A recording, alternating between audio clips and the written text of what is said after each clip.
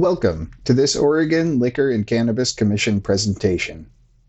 This presentation will provide information regarding the 2022 OLCC cannabis rules to OLCC marijuana licensees and Oregon Department of Agriculture hemp licensees.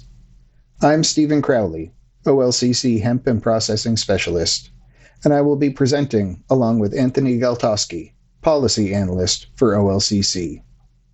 The Oregon Liquor and Cannabis Commission approved this technical rules package in December 2021, based on legislation approved by the Oregon Legislature during its 2021 session. This is the first in a series of presentations that will cover some of the changes to OLCC's cannabis rules. This session will focus on rule changes as they relate to retailer licenses, sales limits, and higher THC edible products. Subsequent sessions will focus on changes that impact processor and producer licenses, and changes affecting Oregon's hemp industry and the sale of hemp products in Oregon. The information contained in this presentation reflects the statutes and rules for regulating adult use marijuana and hemp in Oregon at the time of this recording in January 2022. Note that this information may be superseded by additional laws or rulemaking after this date. If a viewer is in doubt about what rules are currently in effect, they should contact the OLCC. The objective of this webinar is to cover some of the implications of the rule changes in detail. However, this webinar is not intended to be a substitute for actually reading the rules. Since this presentation talks about both marijuana and hemp, a quick note on terminology. When we use the term cannabis, we are referring to all cannabis, including both marijuana and hemp. When we talk about marijuana, we're using that term as it is defined in Oregon law. When we talk about hemp, we're talking about industrial hemp and hemp commodities and products, as those terms are defined in Oregon law. The current rules can always be accessed through the Oregon Secretary of State's website. From the Rules search page, you can browse by chapter number or chapter name. The Oregon Liquor and Cannabis Commission rules are Chapter 845. Within Chapter 845, the cannabis rules are located in Divisions 25 and 26. I recommend bookmarking those divisions for easy reference. Links can also be found on the OLCC website by visiting marijuana.oregon.gov. If you want to look at exactly what changed in this rules package, there is a document on the OLCC website showing the changes. Keep in mind that this document is not a complete copy of the cannabis rules. It only includes sections of the rules that changed. Sections of the rules that stayed the same are not included in this document. The 2021 Bill and Technical Rules package covered a wide range of subjects, including but not limited to violation reclassification, THC concentration limits for marijuana items, THC concentration limits for hemp items, regulation of artificially derived cannabinoids, updating licensee privileges for transferring marijuana items and hemp items, interjurisdictional home delivery for retailers, regulation of industrial hemp-derived vapor items, and a handful of minor technical fixes.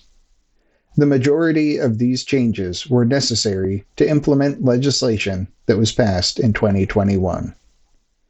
This session will focus primarily on changes impacting OLCC licensed retailers. In addition to changes in OLCC's rules, the state has also published a new edition of the Oregon Revised Statutes, or ORS. This new edition incorporates all of the changes that were made during the 2020 and 2021 legislative sessions. The 2021 edition of the Oregon Revised Statutes has renumbered the majority of Oregon's cannabis laws. The bulk of these laws used to be in ORS 475B. The new edition has moved these laws into ORS 475C. you can still access ORS 475B, which contains the legislative history of these statutes up to 2021, and shows what each statute has been renumbered to. Statutes governing the Oregon Department of Agriculture's hemp program remain in ORS 571. 2021 House Bill 2519 opened a path for interjurisdictional home delivery, for retailers to deliver to consumers at a residence in a different jurisdiction than the one where the retailer is located. This change has been implemented in OAR 845-025-2880, Section 7. Previously, a retailer could only deliver to locations within their jurisdiction. If the retailer is located within city limits, they can deliver to locations that are also within city limits of that city. If the retailer is located in an unincorporated area of a county, they can deliver to locations that are also in unincorporated areas of that county. As with all license privileges, home delivery is subject to any local time, place, and manner regulations. With these changes, a retailer may now deliver to a location in an adjacent jurisdiction, but only if that jurisdiction has adopted an ordinance allowing interjurisdictional deliveries. So what exactly does adjacent mean? Basically, it means directly bordering. Either the boundaries of the jurisdictions are touching, or one boundary is contained within the other. For example, city limits that are contained within the county line. The rule spells it out explicitly. For a retailer located within a city, another city is considered adjacent if any part of the city limits are contiguous. For a retailer located within a city, a county is considered adjacent if any portion of the city limit is contiguous with or contained within the county line. For a retailer located in an unincorporated area of a county, a city is considered adjacent if any part of the city limit is contiguous with or contained within the county line. For a retailer located within an unincorporated area of a county, another county is considered adjacent if any part of the county lines are contiguous. For a concrete example of what this means, let's look at the city of Hillsborough. Hillsborough is adjacent to Washington County because the city is located in Washington County. It is also adjacent to the city of Beaverton because the eastern edge of the Hillsborough city limit borders directly on the western edge of the Beaverton city limit. On the other hand, Hillsborough is not adjacent to the city of Cornelius or to any other cities in Washington County because the city limits do not directly touch. If Beaverton or Washington County adopted an ordinance to allow interjurisdictional delivery, a retailer located in Hillsborough would be allowed to deliver to consumers at locations within the city of Beaverton or in unincorporated areas of Washington County. For another example, let's look at Benton County. Benton County is adjacent to Lane County, Lincoln County, Lynn County, and Polk County because it directly borders those counties. It is adjacent to the cities of Adair Village, Corvallis, Monroe, and Philomath, which are entirely within Benton County. It is also adjacent to the city of Albany because a portion of Albany lies within Benton County, and to the city of Millersburg, which is not in Benton County, but the city limit of Millersburg is contiguous with the Benton County line. Benton County is not adjacent to any other cities in Lane, Lincoln, Lynn, or Polk counties. The city of Harrisburg, immediately southeast of Benton County, is close, but the city limit does not quite touch the Benton County line. To recap, a retailer can deliver to a residence in an adjacent jurisdiction only if that jurisdiction has adopted an ordinance allowing interjurisdictional deliveries. No interjurisdictional delivery is allowed until the local government for a city or county explicitly allows it by adopting such an ordinance. OLCC will maintain a list of cities and counties that adopt ordinances allowing for interjurisdictional deliveries, including a list of jurisdictions that are adjacent to each city or county that adopts such an ordinance. It is the retailer's responsibility to confirm which jurisdiction a residence is in before delivering to it. Whether the residence is located within the city limits of a city or in an unincorporated area of a county matters. The city name and an address does not necessarily mean it is located in that city. Retailers can continue to make deliveries to OMMP cardholders at a residence anywhere in Oregon, regardless of the jurisdiction where it is located. Retailers should be aware of local time, place, and manner regulations in any jurisdiction that they deliver to. House Bill 2519 also included other changes to retailer home delivery. These changes in law are reflected in ORS 475C 117 and have been implemented in OAR 845-025 2880. These changes include an increase in the amount of product that a retailer can have out for delivery. Retailers can now have products worth up to $10,000 out for delivery at one time. The previous limit was $3,000. Delivery drivers must be capable of communicating with the retailer while making deliveries, and delivery vehicles must be equipped with an active GPS. These requirements may be met through the use of a cell phone with GPS turned on.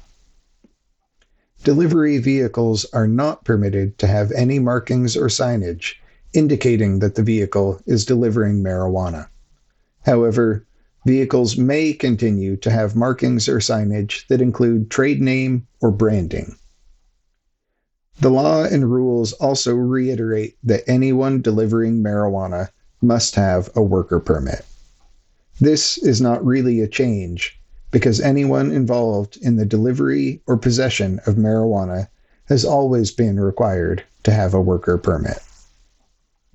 The rules package included a couple of updates to the daily sales limits for retailers in OAR 845-025 2800 Section 4, which now reads as follows.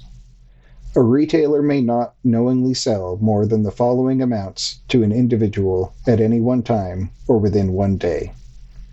2 ounces of usable marijuana, 16 ounces of a cannabinoid product in solid form, 72 fluid ounces of a cannabinoid product in liquid form, 5 grams of cannabinoid extracts or concentrates, 5 grams of cannabinoid products intended for inhalation, 4 immature marijuana plants, and 10 marijuana seeds. There are 2 main changes here. First, retailers may now sell up to 2 ounces of usable marijuana per day to an adult use consumer. The previous limit was 1 ounce. And second, the limit on sales of cannabinoid concentrates and extracts has been simplified, limiting it to simply 5 grams of cannabinoid concentrates or extracts. The previous rule language limited daily sales of concentrates and extracts to 5 grams, whether sold alone or contained in an inhalant delivery system or combined with usable marijuana. Because products that combine a concentrate or extract with usable marijuana are already covered by the limit on cannabinoid products intended for inhalation, this change essentially removed that redundancy and removes the complexity of calculating the amount of concentrate or extract that is present in a cannabinoid product intended for inhalation. We have heard several questions about how these daily sales limits impact vape cartridges, infused pre-rolls, and other similar products. The short answer is the limits for cannabinoid products intended for inhalation have not changed. The rule change just eliminates potential overlap with the daily sales limits for cannabinoid concentrates or extracts. In order to understand these daily sales limits, it's important to understand how marijuana item categories work. The following 4 categories of marijuana items are mutually exclusive. Usable marijuana, cannabinoid concentrate, cannabinoid extract, and cannabinoid product. A marijuana item will never fall into more than one of those categories. The cannabinoid product category includes any marijuana item that is not usable marijuana by itself, a cannabinoid concentrate by itself, or a cannabinoid extract by itself. There are a variety of subcategories within cannabinoid products, such as cannabinoid edibles, cannabinoid tinctures, cannabinoid topicals, and cannabinoid products intended for inhalation. This table breaks this down further. Any combination of usable marijuana, cannabinoid concentrates, cannabinoid extracts, and other ingredients is a cannabinoid product. Usable marijuana combined with usable marijuana remains usable marijuana. A cannabinoid concentrate combined with a cannabinoid concentrate remains a cannabinoid concentrate. And a cannabinoid extract combined with a cannabinoid extract remains a cannabinoid extract. For a retailer to determine how much of a product they can sell, it's useful to look at the metric categories as listed in OLCC's categorization guide. In general, a retailer should be able to rely on the item category in metric, as long as they are making a reasonable effort to confirm that the information in metric matches the actual items received when taking in a shipment. If there is a category that doesn't make sense based on the label information or the item itself, they can always consult the manufacturer for clarification. A cannabinoid concentrate should always be recorded in metric as a concentrate. A cannabinoid extract should always be recorded in metric as an extract.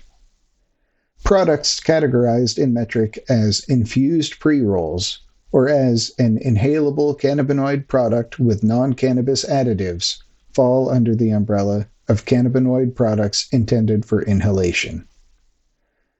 Products categorized as combined category are the only ones where the retailer needs to actually look at what the item is. If it is a product intended for inhalation, then it needs to be counted toward the daily limit for cannabinoid products intended for inhalation. To recap, there is not a single 5-gram limit that applies across the board to inhalable marijuana items. Instead, there are 2 separate 5-gram limits. A person can buy 5 grams of inhalable cannabinoid products, not including a concentrate by itself or an extract by itself. And, at the same time, that person can also buy 5 grams of cannabinoid concentrates or extracts, whether those concentrates or extracts are intended for inhalation or not. So, for example, a person can buy 2 infused pre-rolls with a net weight of 1.5 grams each, 2 1-gram combined category vape cartridges, 2 grams of cannabinoid concentrate, and 3 1-gram cannabinoid extract vape cartridges. This adds up to 5 grams of cannabinoid products intended for inhalation, and 5 grams of concentrate or extract. Hello, my name is Anthony Galtoski, OLCC Policy Analyst. I will be going over the concentration limit changes and modifications to the packaging and labeling rules. First, I will discuss the concentration limits.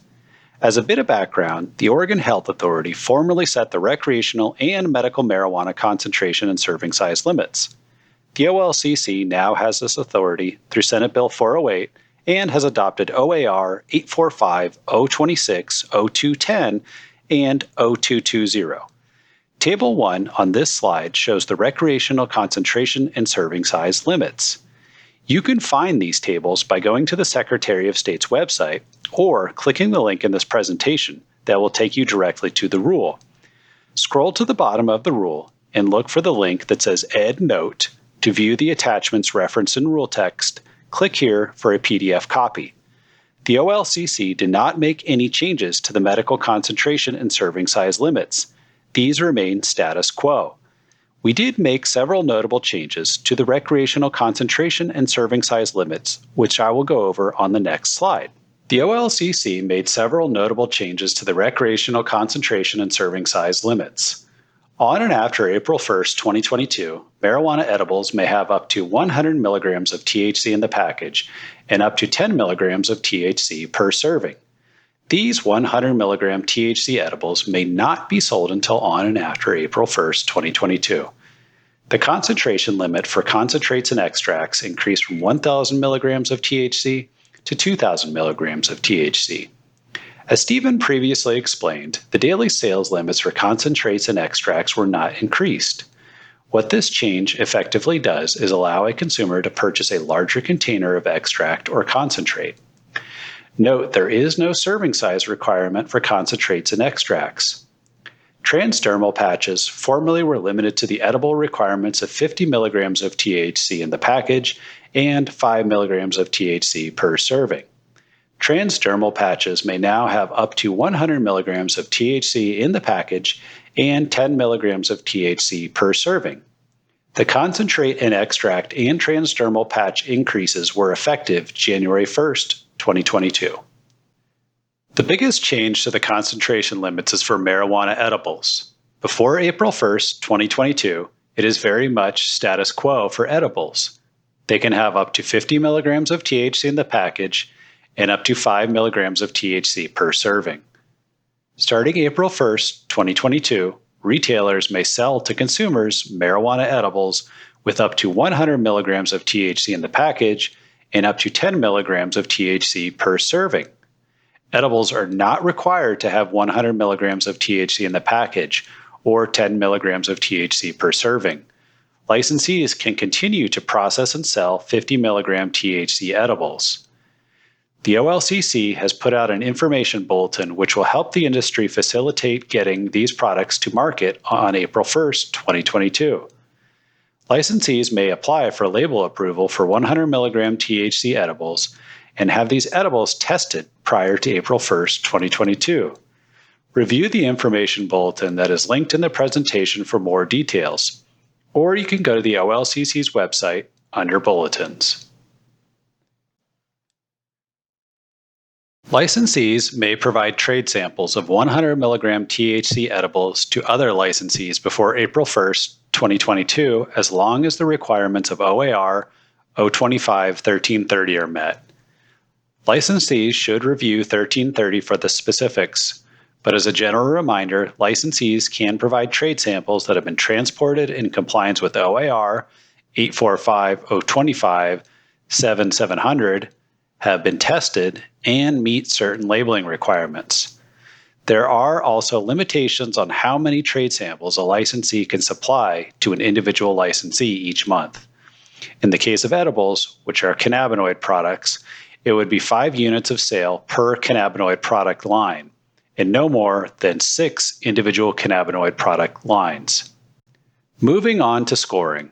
This is another substantial change to marijuana edibles. Requiring higher potency edibles to be scored serves several purposes. Scoring will help reduce both accidental and over-ingestion. Additionally, it will help align Oregon with the requirements of most other recreational marijuana states. Solid edibles that exceed 55 milligrams of THC in the package must be scored. The relevant rule is OAR 845-026-0-210, subsection 3, and subsection A is the scoring requirement. The scoring requirement is based on how much total THC is in the container and not how much THC each individual item contains in the container. There is a very limited exception to the scoring requirement for solid edibles that exceed 55 milligrams of THC in the package, and this is based on the edible's texture or consistency. Things like a powder or a honey are technically solid but cannot be scored. For edibles that do not exceed 55 milligrams of THC in the package, the requirements are very much status quo. The edible may be scored, it can come with a serving device, or a serving diagram may be used on the label to instruct a consumer how to portion the edible into servings. For edibles that exceed 55 milligrams of THC in the package, serving diagrams on the label as the sole means of portioning will no longer be allowed. Keep in mind that medical-grade edibles are still 100 milligrams of THC in the package, but there is no scoring requirement for medical-grade edibles, and their requirements are the same as previously listed. The definition of scored is in OAR 845.026.0.100, subsection 45, and means to permanently physically demark a cannabinoid edible in a way that enables a reasonable person to intuitively determine how much of the product constitutes a single serving and easily physically separate the edible into single servings either by hand or with a common utensil such as a knife. The key aspects of this definition that licensees should focus on are permanent physical demarcation, intuitively determine how much is a single serving, and easily physically separable by hand or knife. This slide shows visual examples of what would meet the definition of scored. While the pictures may not show 10 pieces, assume that there are 10 pieces at 10 milligrams of THC each in the package. 10 brownie bites in a package. 10 individual caramels in a package. A chocolate bar with 10 servings. 10 individual chocolate truffles. 10 individual cookies. And 10 individual gummies. Here are some examples of what would not be scored. Note that this is not an exhaustive list. Scoring marks that use frosting, fudge, or sprinkles. These methods are not permanent. Score marks on the underside of the edible, such as a cookie. This is not intuitive for a consumer. Score marks that are fanciful, such as incorporating a logo or a symbol. This is not intuitive. Score marks that will fade over time, such as the brownie example on the right. These marks in the fudge are not permanent. Score marks that are uneven or inconsistent. This will create inaccurate servings and may also pose labeling issues. A paper serving diagram included in the package to be overlaid onto the edible. This is not a permanent physical demarcation. Lastly, score marks that are technically accurate, but a consumer could not use their hands or a knife to achieve accurate and consistent servings due to the physical characteristics of the product. An example would include a hard candy that would shatter into many uneven pieces upon being cut with a knife, or an edible that is too small to practically be portioned using a knife. Ultimately, licensees should strive to use utilitarian methods of scoring that will provide consistent, accurate, and intuitive servings. There are a few packaging and labeling elements to the 100 mg THC edibles. The OLCC is currently accepting and approving label applications for 100 mg THC edibles, but these cannot be sold until on and after April 1, 2022. The application must be accompanied by clear and accurate pictures showing the edible. And, as a reminder, licensees are ultimately responsible for ensuring their edibles meet the applicable rule requirements. Licensees with existing 50 mg THC edible labels may amend their applications, or they may create new applications. It is highly likely that a licensee with an existing approved 50 mg THC edible label will need to resubmit their label for pre-approval. The labeling rules only allow for a very limited amount of information on a label to be changed without resubmission and pre-approval.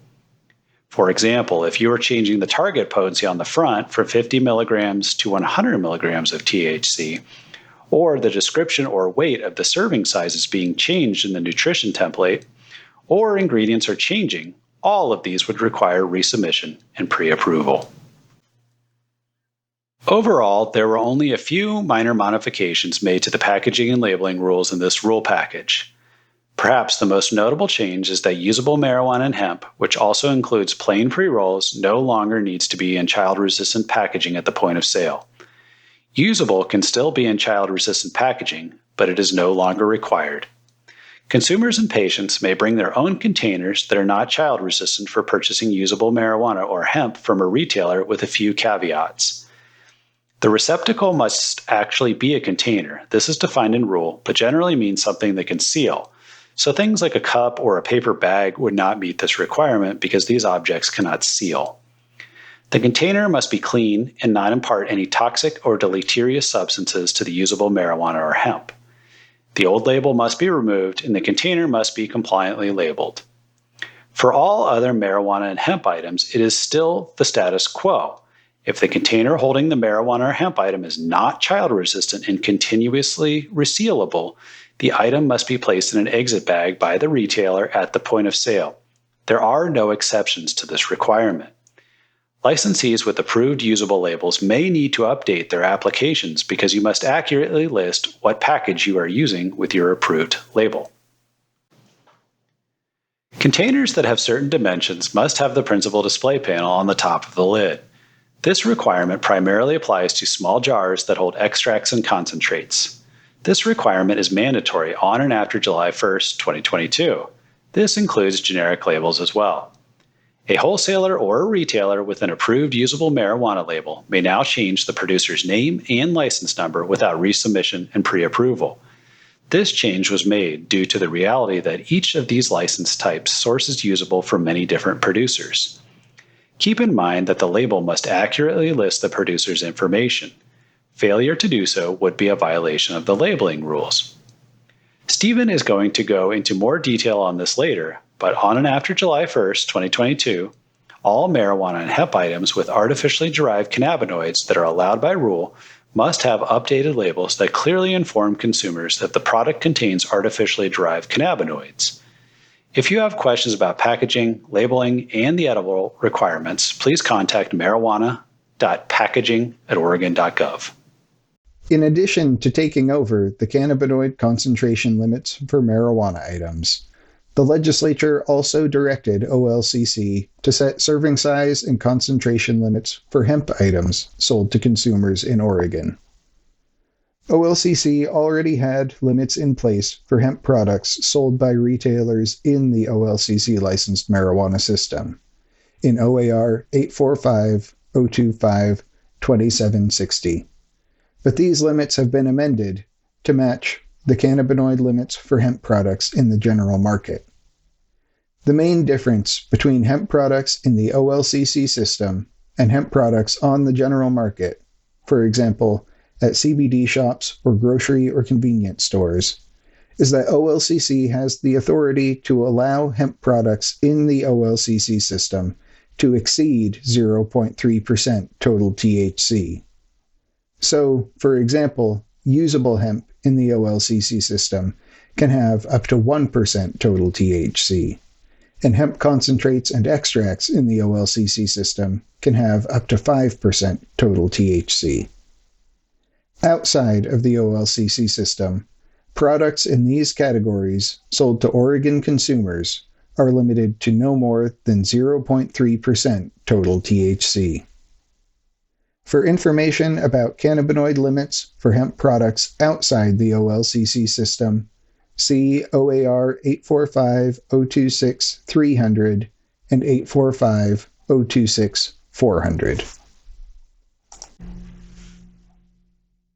Changes to THC limits for hemp products in the OLCC system include doubling the total THC limit for hemp edibles and for all hemp cannabinoid products other than tinctures or topicals from 1 milligram per serving and 10 milligrams per container to 2 milligrams per serving and 20 milligrams per container. Similarly, the total THC limit for hemp tinctures, hemp concentrates, and hemp extracts has been doubled from 50 milligrams per container to 100 milligrams per container. These changes also remove the milligram limit on hemp topicals, instead limiting them to 0.3% total THC by weight. For products weighing more than 3 grams, this change allows for more THC in the product. These changes are all generally in line with THC limits for hemp products outside the OLCC system. Occasionally, we get questions about daily sales limits for hemp items. The short answer is that there are no daily sales limits for hemp items. However, a retailer may only sell hemp items to a consumer. A consumer is someone who is purchasing the items other than for the purpose of resale, for example, for personal use or to share with friends. This is similar to the limits on sale of alcohol. There is no limit on the amount of beer or wine that a person can buy from a grocery store, but the grocery store cannot wholesale alcohol under their retail license. If someone wants to purchase hemp items in bulk for the purpose of resale or for further commercial processing, they can receive bulk hemp items directly from an OLCC licensed processor who has a hemp endorsement. Another major change in 2021 legislation directed OLCC to regulate artificially derived cannabinoids within the OLCC license system. So the first question is, what is an artificially derived cannabinoid? The definition in our rules is copied directly from the legislation. Artificially derived cannabinoid means a chemical substance that is created by a chemical reaction that changes the molecular structure of any chemical substance derived from the plant cannabis, family Cannabaceae. Artificially derived cannabinoid does not include a naturally occurring chemical substance that is separated from the plant cannabis, family Cannabaceae, by a chemical or mechanical extraction process. Artificially derived cannabinoid also does not include cannabinoids that are produced by decarboxylation from a naturally occurring cannabinoid acid without the use of a chemical catalyst.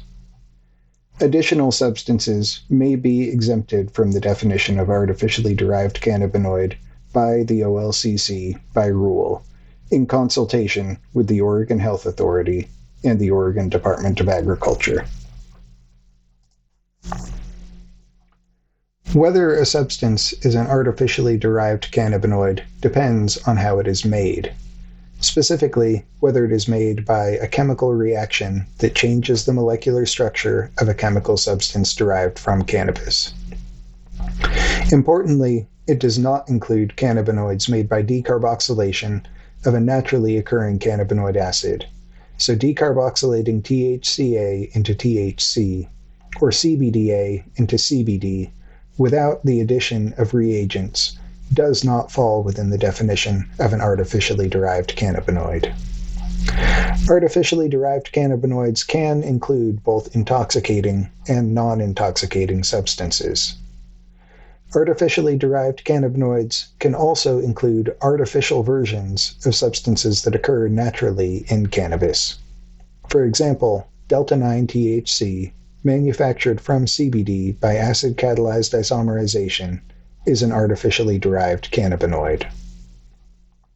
Other examples of substances that are commonly created as artificially derived cannabinoids include delta-8 THC, cannabinol, which is sometimes referred to as CBN, delta-8 THCO acetate, delta-9 THCO acetate, and hexahydrocannabinol, which is sometimes referred to as HHC.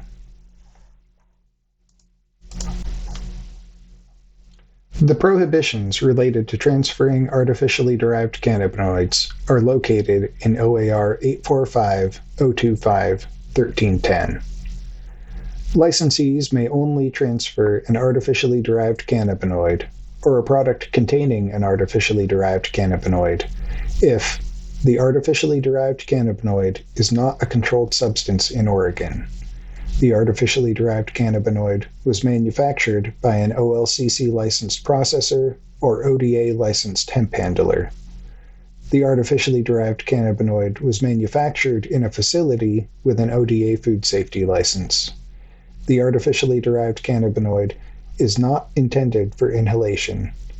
The artificially derived cannabinoid is non-intoxicating. The artificially derived cannabinoid also occurs as a natural component of cannabis, as reported in at least 3 peer-reviewed publications, and the manufacturer of the artificially derived cannabinoid has submitted a new dietary ingredient notification to FDA and received a no objections response, or made a GRAS determination, either self-affirmed or acknowledged by FDA. There are two limited exceptions to this prohibition. One exception allows for a sell-through of existing products containing artificially derived cannabinoids. Until July 1st, 2022, licensees may continue to process and sell products containing artificially derived cannabinoids if the artificially derived cannabinoid was manufactured by a processor or received from a commission-certified hemp handler before January 1st, 2022, and the processing of the artificially derived cannabinoid did not violate OLCC rules. An example of a process that violates OLCC rules would be converting CBD into delta-8 THC, THCO acetate, or hexahydrocannabinol. These processes violate OAR 845-025-3220, Section 3, which prohibits treating marijuana items with a substance that increases the potency. On and after July 1st, 2022, products containing artificially derived cannabinoids can no longer be transferred or sold to consumers unless the product complies with the general artificially derived cannabinoid requirements detailed on the previous slide, or the artificially derived cannabinoid in question is CBN, and the product complies with the exemption for certain CBN products outlined on the following slide. The second exception is for certain CBN products. Some marijuana products and hemp products are made with CBN that is created synthetically from CBD or THC derived from cannabis. Until July 1st, 2023, these products can continue to be sold as long as the CBN is not a controlled substance in Oregon, the CBN was manufactured by an OLCC licensed processor or ODA licensed hemp handler, the CBN was manufactured in a facility with an ODA food safety license, and the product is not intended for inhalation. Beginning July 1st, 2022, these products must also have an approved label that complies with OAR 845-025-7145. Beginning July 1st, 2023, this exception no longer applies, and products containing artificially derived CBN must comply with all of the normal requirements for artificially derived cannabinoids in OAR 845-025-1310, Section 1. The new artificially derived cannabinoid labeling requirements are located in OAR 845-025-7145. The definition of generic label in OAR 845-025-7000 has also been updated to address products containing artificially derived cannabinoids. Beginning July 1st, 2022, all products containing artificially derived cannabinoids, including artificially derived CBN, must have an approved label that complies with OAR 845-025-7145. On and after July 1st, 2022, retailers cannot sell an artificially derived cannabinoid containing product to a consumer unless it complies with these labeling requirements. On and after July 1st, 2022, products containing artificially derived cannabinoids cannot use a generic label. The label must disclose that the product contains an artificially derived cannabinoid by including the words artificially derived cannabinoid in the product identity. If the item type requires an ingredient list, the ingredient listing must identify any artificially derived cannabinoid by its full name and use the words artificially derived in the description of that specific ingredient. Sometimes artificially derived cannabinoids may be generated as an unintended consequence of processing, when the processing uses reactive materials, or materials that may be reactive under certain conditions. CRC, or color remediation chromatography, is an example of one type of processing that may generate artificially derived cannabinoids under certain conditions. These rules do not constitute a blanket ban on CRC processing. However, this does prohibit artificially derived cannabinoids except as allowed under OAR 845.025.1310. If a processor runs an extract or concentrate through CRC under conditions that create artificially derived cannabinoids such as delta-10 THC or delta-6A THC, the resulting extract or concentrate is subject to the new limitations on artificially derived cannabinoids. It is a processor's responsibility to understand and be familiar with the outputs of their processes. Ordinary purification methods with inert materials that do not react with cannabinoids or catalyze reactions with cannabinoids are still permitted. The new rules only place restrictions on products that contain artificially derived cannabinoids. The same applies to other decolorization or purification processes. If the process creates artificially derived cannabinoids, then it is subject to the requirements of OAR 845.025.1310. The new rules also expand retailer transfer privileges in two important ways. Retailers may now transfer marijuana items to and from another retailer that is under common ownership. Common ownership is defined as any commonality between individuals or legal entities named as applicants or persons with a financial interest in a license that have a financial interest or management responsibilities for an additional license or licenses. Also, retailers may now transfer marijuana seeds directly to producers. These transfers must be performed through a license transfer in metric.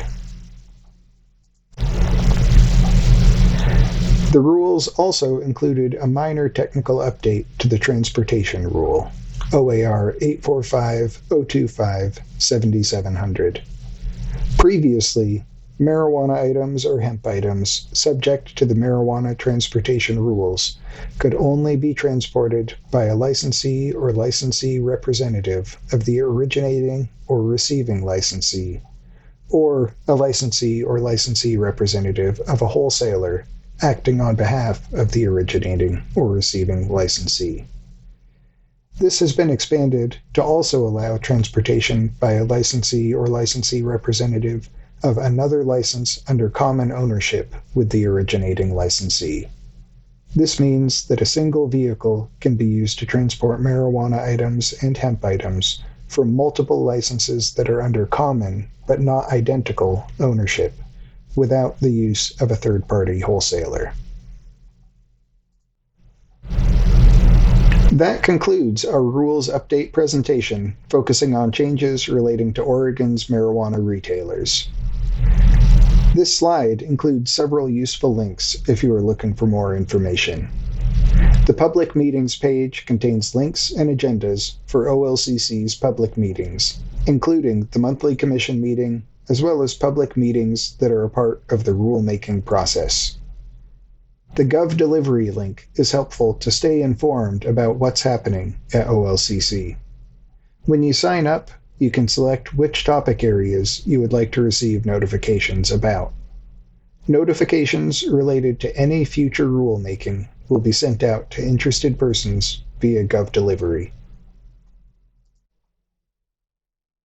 If you have questions that weren't addressed in this presentation, you can reach out to us directly. Questions about marijuana compliance should be directed to olcc.marijuana@oregon.gov. Questions related to marijuana licensing should be directed to marijuana.licensing@oregon.gov. Questions about packaging and labeling can be directed to marijuana.packaging@oregon.gov. Questions about testing can be directed to olcc.labs@oregon.gov. Questions related to hemp can be directed to olcc.hemp@oregon.gov. And questions related to rulemaking can be directed to olcc.rulemaking@oregon.gov. General questions related to metric can be directed to metric support by phone or email. Metric questions related to OLCC rules should be directed to marijuana.cts@oregon.gov. Thank you for taking the time to view this presentation.